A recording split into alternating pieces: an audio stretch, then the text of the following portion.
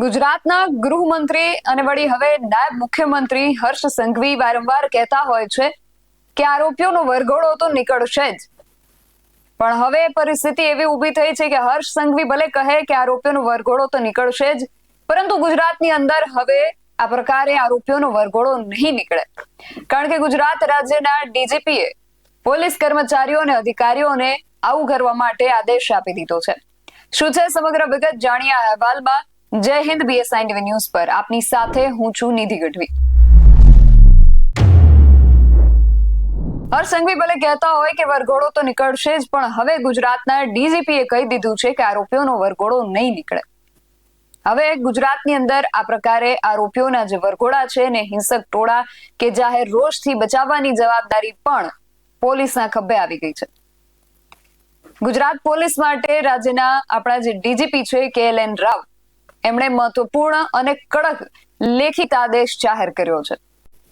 આ આદેશ મુજબ હવે કોઈ પણ આરોપી જે હોય છે એમને જાહેરમાં સરઘસ કાઢી નહીં શકાય અને આરોપીઓ સાથે અપમાનજનક વર્તન કરનાર પોલીસ કર્મચારીઓ સામે જ હવે કડક કાર્યવાહી કરવામાં આવશે।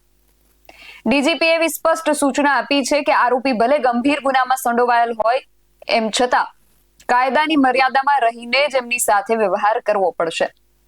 જે પણ આરોપી છે એમનું આત્મસન્માન જળવાવું જોઈએ અને માનવ અધિકારોનું ઉલ્લંઘન ન થવું જોઈએ, અને આ માટેની જવાબદારી જે છે એ રાજ્યભરની પોલીસની રહેશે અને રાજ્યભરની પોલીસને ખાસ આ બાબતે તકેદારી રાખવા એમણે આદેશ કર્યો છે।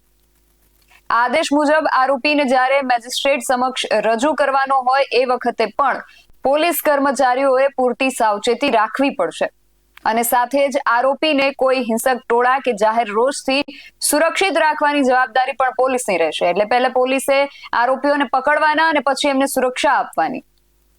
ડીજીપીએ કેટલાક વર્તન પર સ્પષ્ટ પ્રતિબંધ પણ મૂકી દીધો છે, જેમાં જાહેરમાં ઉઠક બેઠક કરાવવી, ઘૂંટણીએ ચલાવવા, લાત કે લાકડીથી માર મારવાના, હાથ જોડવાની કે કાન પકડાવી માફી મંગાવવાની, આરોપીને જાહેરમાં મુર્ગો બનાવવાની, આ બધી જ પ્રવૃત્તિઓ પોલીસ કર્મચારીઓ દ્વારા કરવામાં આવતી હતી એ હવે તમને જોવા નહીં મળે, કારણ કે આ બધા પર સંપૂર્ણ રોક લગાવી દેવામાં આવી છે। પોલીસ વિભાગના જે સૂત્રો પાસેથી અમને માહિતી મળી છે એ અનુસાર છેલ્લા ઘણા સમયથી આરોપીઓ સાથે જાહેરમાં અપમાનજનક વર્તનના જે વિડીયો હતા એ સામે આવતા હતા, અને તેવા બનાવોને ધ્યાનમાં રાખીને માનવ અધિકારો અને કાનૂની પ્રક્રિયાની જાળવણી માટે આ જે નિર્ણય છે એ લેવામાં આવ્યો છે। કાયદાના નિષ્ણાંતોના મતે આ આદેશથી પોલીસની કામગીરી જે છે વધુ સંવેદનશીલ અને કાયદેસરની બનશે, તેમજ જે આરોપીઓ છે આરોપીઓના મૂળભૂત અધિકારોના રક્ષણમાં પણ મદદ મળશે। કારણ કે જ્યારે હર્ષ સંઘવી જે આપણા ગૃહમંત્રી છે ભલે કહેતા હોય છે કે વરઘોડો તો નીકળશે જ, પરંતુ આ ગેરકાયદેસર છે।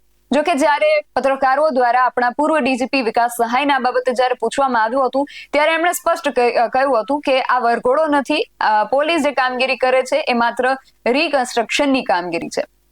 પણ આ રીકન્સ્ટ્રક્શનની કામગીરીના નામે જે વરઘોડા કાઢી અને આરોપીઓની સાથે અપમાનજનક વર્તન કરવામાં આવી રહ્યું હતું એને લઈને હવે ડીજીપી જે છે એ લાલઘૂમ થયા છે, અને ડીજીપી રાવે ગુજરાતભરના પોલીસ કર્મચારીઓ અને અધિકારીઓને આદેશ આપી દીધો છે, કારણ કે જ્યારે સુપ્રીમ કોર્ટ આ બાબતની નોંધ લઈ અને જ્યારે પ્રશ્ન પૂછશે તો એ પ્રશ્ન હર્ષ સંઘવીને નહીં પણ આપણા ડીજીપીને પૂછવામાં આવશે।